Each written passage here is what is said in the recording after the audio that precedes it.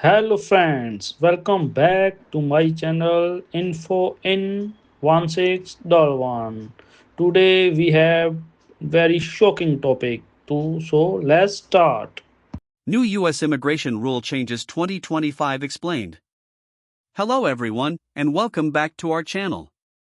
Today we're diving into one of the most important updates of the year, the new U.S. immigration rules introduced in late 2025. If you or your family are planning to apply for a U.S. visa, citizenship, or green card, you need to hear this. These updates affect non-immigrant visa applicants, tourists, students, workers, and even future U.S. citizens. We'll break down the confirmed changes, the pilot programs, and the proposed policies that are still under discussion. So, stay tuned until the end, because I'll also explain how these rules could affect your application strategy in the coming months. Mandatory location for visa applications. Let's begin with one of the most significant changes. As of September 6, 2025, all non-immigrant visa applicants are required to apply in their country of nationality or residence. This means if you're an Indian citizen living in India, you must apply for your U.S. visa at the U.S. Embassy or Consulate in India. If you're a citizen of Mexico living in Canada, you must apply in Mexico or in the country where you legally reside, which in that case is Canada. Before this rule, many applicants would visa shop applying in countries where appointments were faster or interview wait times were shorter. For example, applicants from Asia or Africa might travel to Europe or the Middle East for quicker appointments. That option has now been restricted. There are a few exceptions. Diplomatic and official visas like A or G categories, as well as NATO visas and certain transit visas are not covered by this rule. But for the majority of students, workers, and tourists, this new rule applies. The takeaway? If you are planning to apply for a U.S. visa, make sure you schedule your interview in your country of residence or nationality, otherwise your application may not even be accepted. Visa Bond Pilot Program. Next, let's talk about the Visa Bond Pilot Program. On August 20, 2025, the U.S. introduced a 12-month pilot program requiring certain tourist and business travelers from high-risk countries to pay a refundable bond. Currently, this affects nationals of Malawi and Zambia. Applicants for B1 and B2 visas, meaning visitors for business or tourism, may be asked to deposit a bond ranging from $5,000 to $15,000. Why is this happening? The U.S. government has identified these countries as having a high risk of visa overstays. The bond serves as a guarantee. If the traveler obeys the visa conditions and leaves on time, the bond is refunded. If they overstay, the bond is forfeited. This program is still in its testing phase. But immigration attorneys are warning that if the program is considered successful, it could expand to other countries in the future. For travelers from Malawi and Zambia, this means applying for a U.S. tourist visa has suddenly become far more expensive and complicated. Removal of COVID-19 vaccination requirement. Here's a change that many applicants will welcome.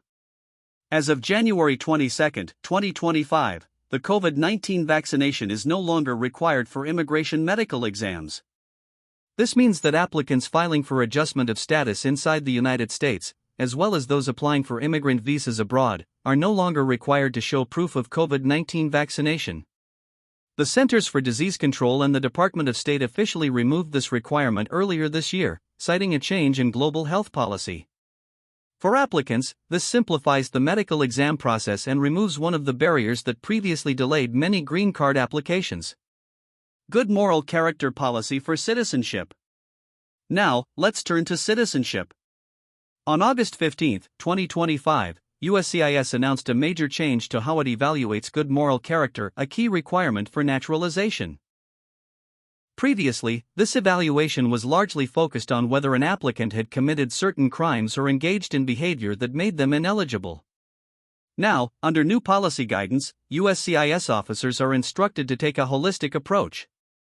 That means they will not only look for negative conduct, but also consider positive contributions such as community involvement, volunteer work, stable employment, and even behavior on social media. This is a big shift. While it could benefit applicants who have demonstrated strong community ties, it also raises concerns about subjectivity since officers now have more discretion to decide what qualifies as good moral character. For citizenship applicants, the lesson is clear: prepare to provide not just the minimum documents, but also evidence of your contributions and responsibilities as a member of society. Proposed policies and future plans. In addition to these confirmed rules, several proposals are under consideration.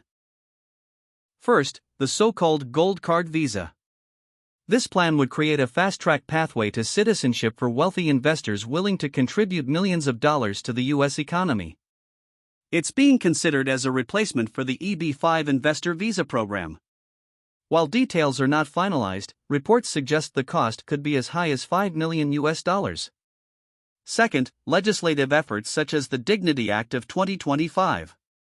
Although not yet law, this proposal aims to create a pathway to legal status for certain undocumented immigrants, provided they meet strict criteria such as work history, payment of taxes, and a probationary period of good conduct.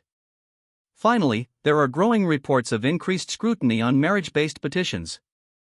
Couples applying for green cards through marriage are being asked for more documentation, and interviews are becoming more detailed. The government is clearly focused on preventing fraud in this area. What these changes mean for you. So, what does all of this mean for immigrants and applicants right now? If you're applying for a tourist or work visa, plan your application carefully. You must now apply in your home country or the country where you legally reside. No shortcuts. If you're from Malawi or Zambia, budget for the visa bond requirement. And if this pilot program expands, other nationalities could be next. If you're applying for a green card, your medical exam will no longer require a COVID vaccine, which should make the process easier and slightly cheaper. If you're applying for U.S. citizenship, prepare to show more than just a clean record.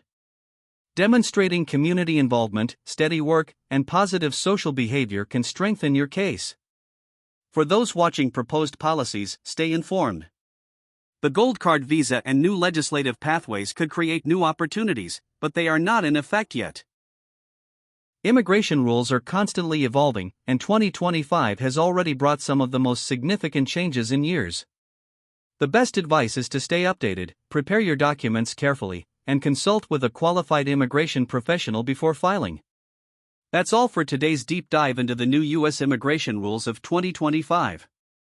If you found this video helpful, don't forget to like, share, and subscribe for more updates. Thank you for watching, and we'll see you in the next one. Very thank you for watching. Funny, if you want this type of video again, please like, share, subscribe, and bell icon. Please press. Thank you for all.